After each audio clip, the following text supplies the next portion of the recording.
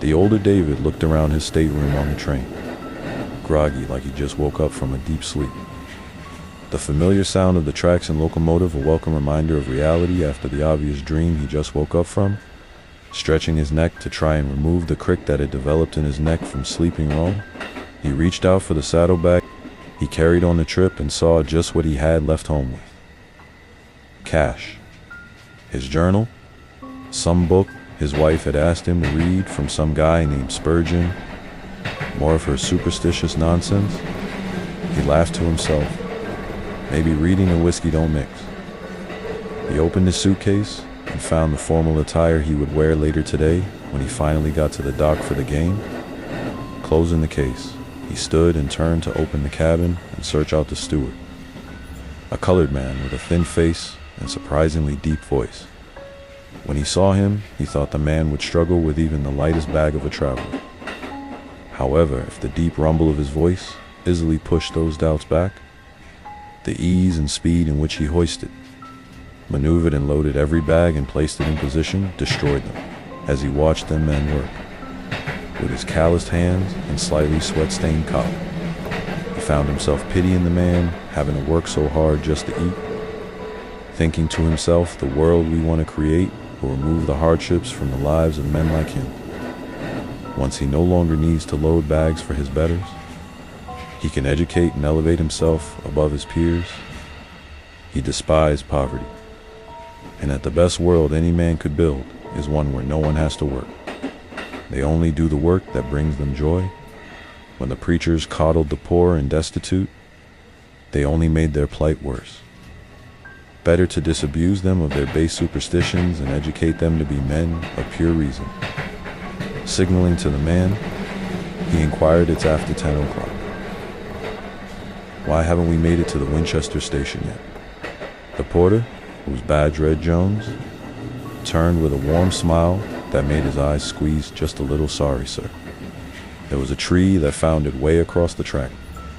The engineer had to go out and clear the tracks so we could continue.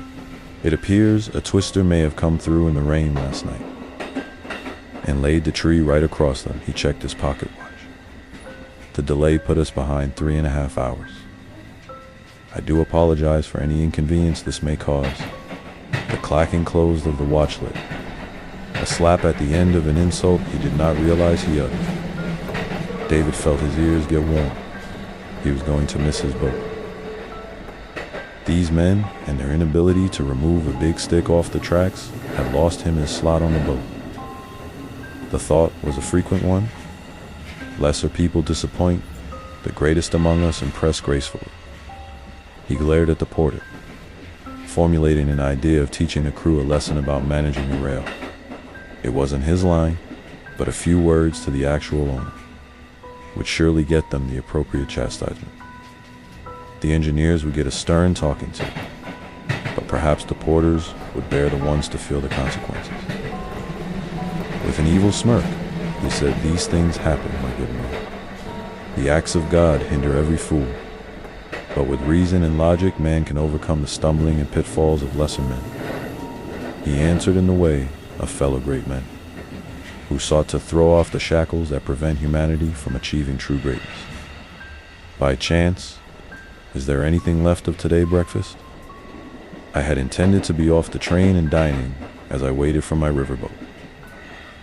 However, this delay has precluded my plans." "Of course, sir.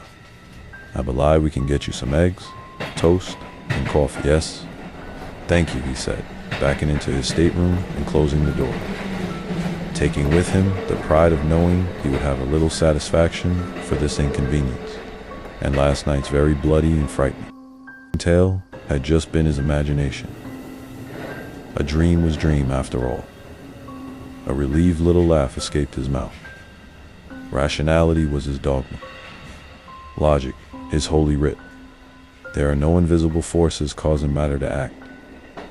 He controlled his world through will and might over himself, and by extension anyone who could be swayed by his money, politics, or his lifestyle. He was above anyone's judgment for his actions, and they would be as well if they would only accept the enlightenment. Picking up his suitcase and placing it on the seat, He opened it and began removing the clothing to change into his more formal attire. If he couldn't gamble, at least he would be able to visit the different shops, being pampered in the hopes of a sale that will never come. Removing the pants, he found the bottoms of the pants to be wet. Then his spine went cold and his heart did not want to beat as he picked up his still wet, muddy, waterlogged left shoe, the other just as dry and clean as when he purchased them just for this trip.